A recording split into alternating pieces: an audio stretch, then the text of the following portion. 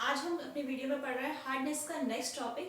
जैसे last video में हमने देखा था कि हार्डनेस क्या होती है, कितने तरह की होती है। सेकंड वीडियो में हमने देखा कि हार्डनेस को किस तरीके से हम दूर कर सकते हैं। आज के वीडियो में हम देखेंगे कि हार्डनेस का हम पता कैसे लगा सकते हैं। मतलब आज का टॉपिक है आपका hardness determination. Hardness determination by एक बहुत ही सिंपल और बहुत ही ज़्यादा कॉमन एंड यूजफुल टेक्निक है जिसे हम बोलते हैं EDTA मेथड। ठीक है, तो आज के वीडियो में हम बात करने वाले हैं कि हार्डनेस का पता हम EDTA मेथड के थ्रू कैसे लगा सकते हैं।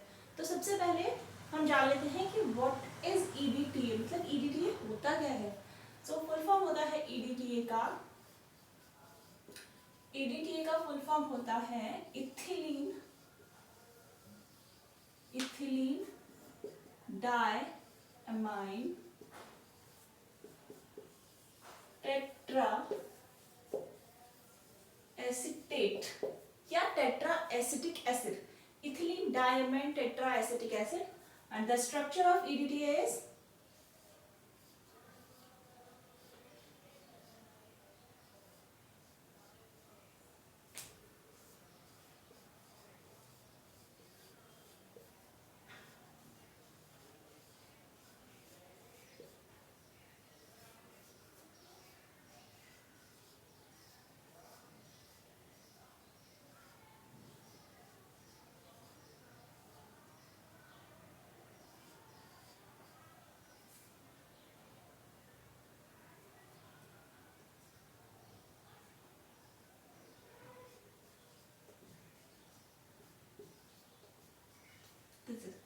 CH2CH2N CH2COO minus CH2COO minus, so this is your ethylene।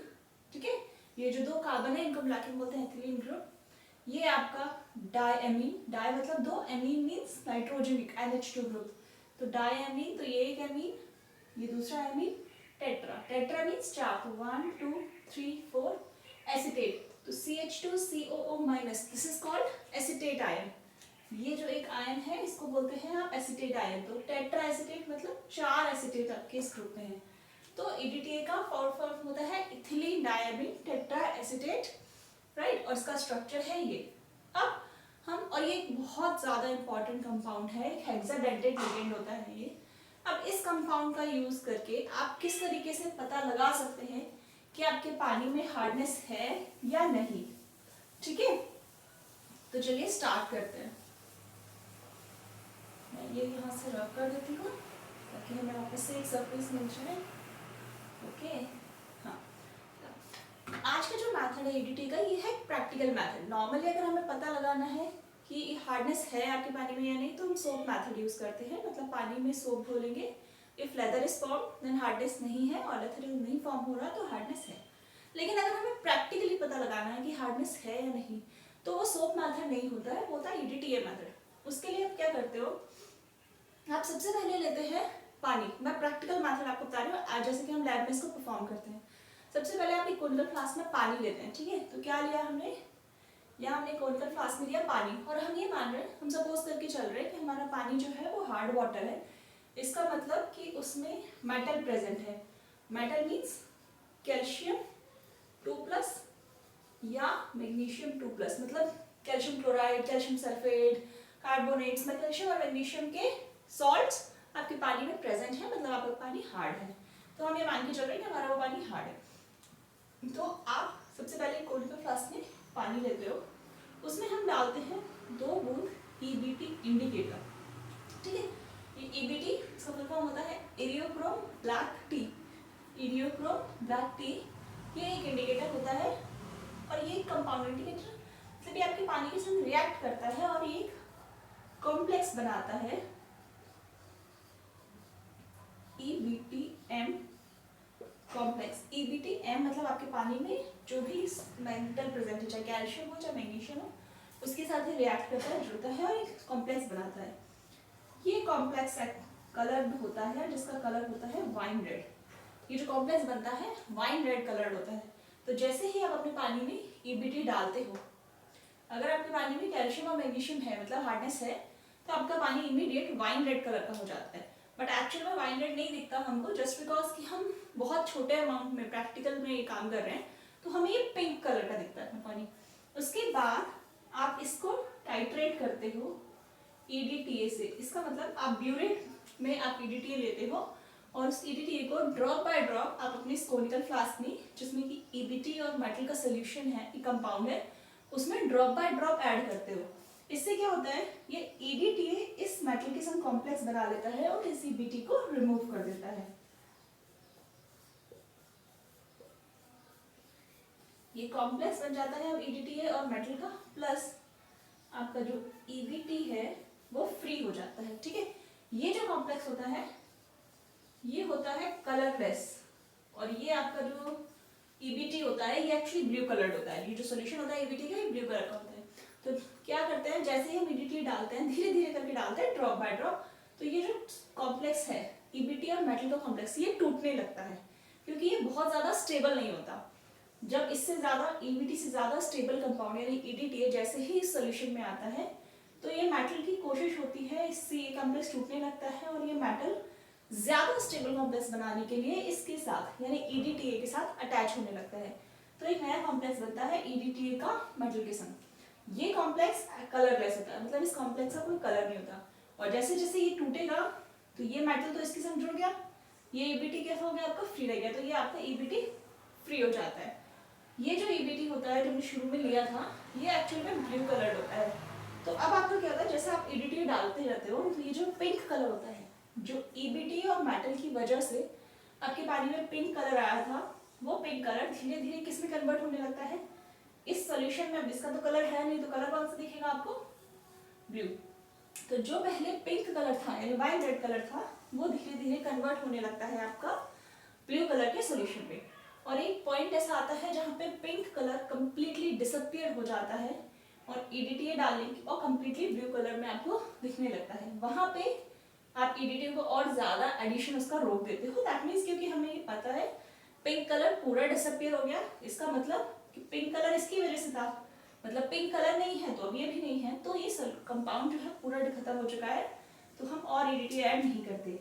ठीक है, तो इस तरीके से अगर आपके पानी लेते हो उसमें फिर EBT डालते हो, पिंक कलर आता है, फिर आप उसको EDTA से टाइट्रेट करते हो, और टाइट्रेट करने पे अगर आपका वो पिंक कलर ब्लू में कन्वर्ट होता है, तो इससे हमें क्लियरली ये पता लग जाता है कि आपका जो पानी आपने लिया है उसमें हार्डनेस प्रेजेंट है।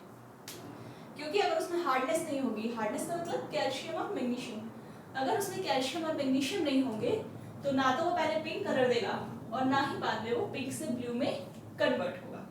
कि पिंक कलर किसकी वजह से आया, सिर्फ और सिर्फ कैल्शियम या मैग्नीशियम, मतलब जो मेटल्स प्रेजेंट है पानी में, उनकी वजह से वो पिंक कलर आ रहा है, और ये मेटल्स की प्रेजेंस ही हार्डनेस के लिए रिस्पॉन्सिबल होती है। तो इसका मतलब अगर मेटल्स ही नहीं है तो पानी में हार्डनेस भी नहीं होगी। ठीक है, मैं एक बार फिर से रिवाइंड करती हूँ इसे। सबसे पहले हम क्या करते हैं, पानी लेते हैं, मतलब मेटल 2+, हम पानी लेते हैं, पानी में हम डालते हो EBT, ये एक इंडिकेटर होता है। इंडिकेटर क्या होता है, इंडिकेटर का सिर्फ इतना सा मतलब होता है कि वो आपको इंडिकेट करता है, एक चीज बताता है, वो कलर जनरेट करता है। ठीक है, तो उस कलर के थ्रू हमें पता लगता है कि हाँ अंदर कुछ रिएक्शन चल रही है, क्योंकि ऐसे तो हमें दिखेगा नहीं कि मेटल है EBT के संग रिएक्ट कर रहा है, जुड़ रहा है, we can see it naked eye. तो हम एक ऐसा कंपाउंड डालते हैं जो कलर के थ्रू हमें बता दे कि हाँ अंदर कुछ तो भी चल रहा है। तो आप EBT लेते हो, ये इसके संग अटैच होता है, जुड़ता है, और एक वाइन रेड कलर आता है, फिर आप इसमें EDTA डालते हो और वो वाइन रेड कलर ब्लू में कन्वर्ट हो जाता है। तो इस तरीके से हमें पता लग जाता है कि आपका जो मेटल है, मतलब जो पानी है उसमें मेटल थी, और मेटल थी इसका मतलब वो पानी हार्ड था, यानी उस वाटर में हार्डनेस थी। ठीक है, फिर अब यहाँ पे एक क्वेश्चन बहुत कॉमन है जो आ सकता है कि अगर फाइनली हमारा EDTA से ही हम कंफर्मेशन ले रहे हैं कि इस मेटल की रिएक्शन EDTA के साथ हो रही है, तभी हम कंफर्म मान रहे हैं, हम इतने पे तो अपने प्रैक्टिकल को, अपनी प्रोसेस को रोक भी नहीं रहे, तो हम ये ऐड ही क्यों करते हैं? क्यों नहीं हम डायरेक्ट मेटल को EDTA से रिएक्ट करा के EDTA का कॉम्प्लेक्स बनवा लें? बिल्कुल हम बनवा सकते हैं, बट सोचिए अगर आप मेटल को डायरेक्ट EDTA से रिएक्ट कराओगे, मींस अगर आप मेटल ली और और उसको डायरेक्ट अगर आप EDTA से रिएक्ट करवाओगे तो आपका क्या कॉम्प्लेक्स बनेगा, EDTA मेटल, राइट, बिल्कुल बनेगा, कोई दिक्कत नहीं, बन भी जाएगा। आपने पानी है, पानी में मेटल है, वो EDTA से रिएक्ट करेगी, कॉम्प्लेक्स बन जाएगा। पानी आपका पहले कैसा है, कलरलेस, जैसे आपको पता है पानी में कलर तो होता नहीं, पानी पहले कैसा है, कलरलेस। जो कॉम्प्लेक्स रिएक्शन के बाद में बन रहा है वो कैसा है, वो भी कलरलेस है। तो अगर कोई चीज़ पहले भी कलरलेस है, बाद में भी कलरलेस है, तो ये हमें कैसे पता लगेगा कि उसमें अंदर में रिएक्शन हुई या नहीं हुई, क्योंकि हमें एटम्स तो नहीं दिख रहे हैं, हमें मॉलिक्यूल्स तो नहीं दिख रहे हैं, हमें कॉम्प्लेक्सेस तो नहीं दिख रहे हैं अंदर कि रिएक्शन हाँ चल रही है नहीं चल रही है। हम तो सिर्फ अगर कलर में कोई चेंज आ रहा है या कोई ऐसा चेंज हो रहा है, सपोज कोई गैस इवेपोरेट हो रही है, इवैक्यूएट हो रही है, तो हम पता लगा सकते हैं कि हाँ कुछ तो भी हो रहा है। अगर कलर कोई चेंजेस हो रहे हैं तो हम बोल सकते हैं कि हाँ कलर चेंज हुआ, दैट मीन्स कुछ तो हुआ। तो अगर हम डायरेक्टली ऐसे ही लेंगे रिएक्शन तो हो जाएगी, लेकिन हमें ये पता नहीं लगेगा कि रिएक्शन कब शुरू हुई कब खत्म हुई भी कि नहीं हुई, वी कैन प्रिडिक्ट। इसलिए हम इस तरीके से नहीं करते। हम इसके पहले EDTA से रिएक्ट कराने के पहले एक कंपाउंड यानी EBT इसके साथ रिएक्ट कराते हैं, जो कि एक कलर जनरेट कर देता है बीच में, और इस कलर का आना और फिर इस कलर का डिसअपियर होना, अपीयरेंस एंड डिसअपियरेंस, इससे हम ये बता सकते हैं कि हाँ आपके पानी में जो आपने सैंपल लिया है उसमें रिएक्शन हुई है, और वो रिएक्शन हुई है इसका मतलब पानी में हार्डनेस थी। ठीक है, होप सो आपको ये समझ आ गया होगा। Thank you. और अगर आपको ये समझ आ गया है, if you like it then please like करिए, शेयर कीजिए और मेरे चैनल को सब्सक्राइब करना मत भूलिएगा। Thank you, bye bye.